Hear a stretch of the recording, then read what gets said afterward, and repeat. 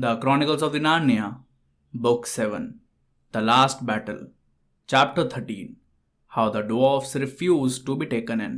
टिडियन और नार्निया के 7 दोस्तों ने पास ही के एक पेड़ से फल तोड़ के खाने का फैसला किया। टिडियन उसकी ओर गया और उसने जब वो फल देखे तो उसने अपने मन में सोचा कि ये फल इतने ज़्यादा खूबसूरत हैं कि शायद मुझे इन्हें खाने की आज्ञा ना हो। पीटर ने कहा, टिडियन, हम सब एक ही चीज़ सोच रहे हैं, पर चिंता मत करो, ये वो जगह है जहां हर चीज की इजाजत है। वो फल सबने खाया, पर कोई भी उस फल का स्वाद या खाने का अनुभव बयान नहीं कर सकता था। फल खाने के बाद पीटर और यूस्टस बात करने लगे कि वो सब वहां कैसे पहुंचे।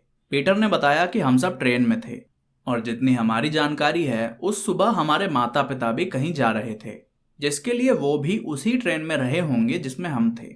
डिगरी ने बताया, मुझे तो याद है कि एक पल में बूढ़ा महसूस कर रहा था और अगले ही पल नहीं कर रहा था। हम सब ने खुद को यहाँ पाया उस दरवाजे के सामने। टिडियन ने देखा तो वो एक दरवाज़ा था खुले मैदान में, नीले आसमान के नीचे, बिना किसी दीवार या छत के। टिडियन उसके इर्द गिर्द घूमा और बोला, पर यह दरवाज़ा तो कहीं जा ही नहीं रहा। पीटर ने कहा, दरवाजे के पल्ले और चौखट के बीच से देखो। जो करने पे टिडियन को वही मंजर दिखा जो अस्तबल के बाहर हो रहा था। लूसी ने बताया कि यहाँ आने के बाद इस दरवाजे से एक सैनिक आया। हमने उससे बात करने की कोशिश करी, पर वो ना तो इस आसमान को देख पा रहा था और ना ही हमें, तो हमने इंतजार किया। थोड़ी देर के बाद एक बिल्ला आया और तभी ताश भी आया, जिसे देख के डर के बिल्ला बाहर भाग गया।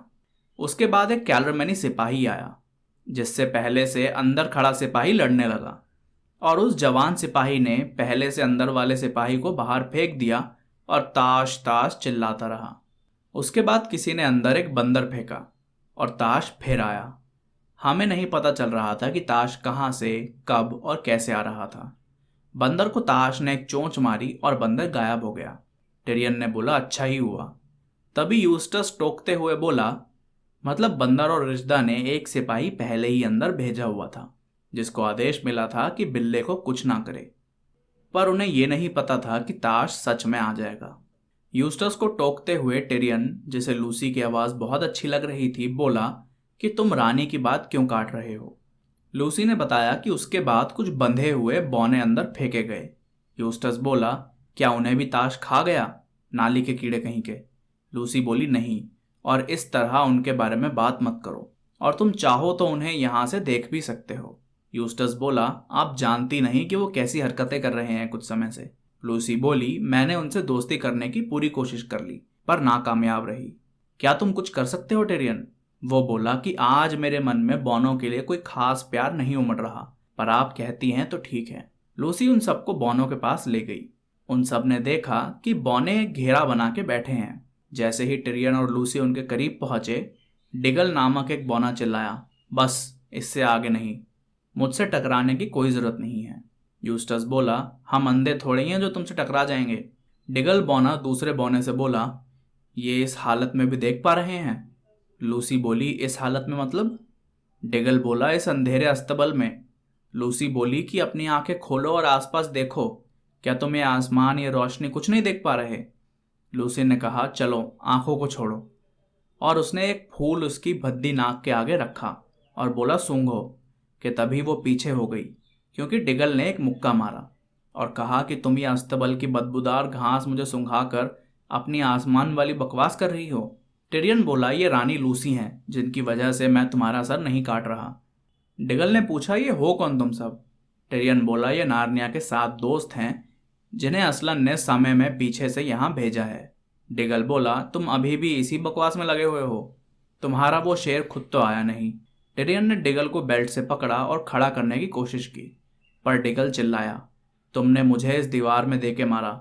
यूस्टस बोला, छोड़ो इन्हें, कि तभी उस जगह की हवा और खुशबूदार और मीठी हो गई और उन सब के पीछे एक रोशनी आई और सब ने देखा तो वहां खुद असलन खड़ा था।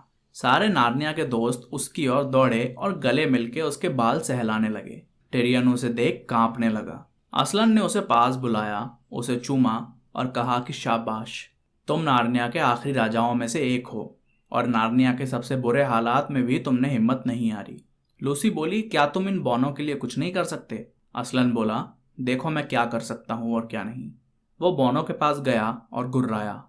बॉने सुन के एक दूसरे से बात करने लगे। डेगल बोला, अस्तबल के दूसरे कोने वाले लोग हमें डराने की कोशिश कर रहे हैं, ध्यान मत दो। इसके बाद असलन ने एक दहाड़ मारी और हर बौने के हाथ में स्वादिष्ट खाना और वाइन का गिलास आ गया। पर बौनों को तो अस्तबल का भूसा, जमीन पर पड़ा हुआ शलगम और घोड़ों का झूठा पानी ही दिख रहा था। जिसके बाद वो सब आपस में लड़ने लगे और शांत होने के बाद बोलते कि बौने सिर्फ बौनों के लिए हैं, हम किसी के अधीन नहीं आएंगे। असलन लूसी से बोला, मैं चाहकर भी कुछ नहीं कर सकता। बौने बस इस डर से कि वो किसी के अधीन आ जाएंगे, किसी बात में श्रद्धा नहीं रखेंगे। वो चाहते ही नहीं है सच जानना, इसलिए सच उनके चारों ओर होने के बावजूद बस झूठ देखेंगे और महसूस करेंगे और अपने ही मन के कारागार में कैद रहेंगे। इस सब के बाद असलन उस दरवाजे की ओर गया और हर कोई उसके पीछे पीछे गया। असलन दरवाजे पर पहुंच के बोला, अब समय आ गया है। और फिर तेज आवाज में बोला, समय। इतनी तेज कि आसपास सब कुछ हिलने लगा। और फिर और जोर से बोला, समय। और वो दरवाजा एकदम से खुल गया। Chapter 14 night falls on Narnia.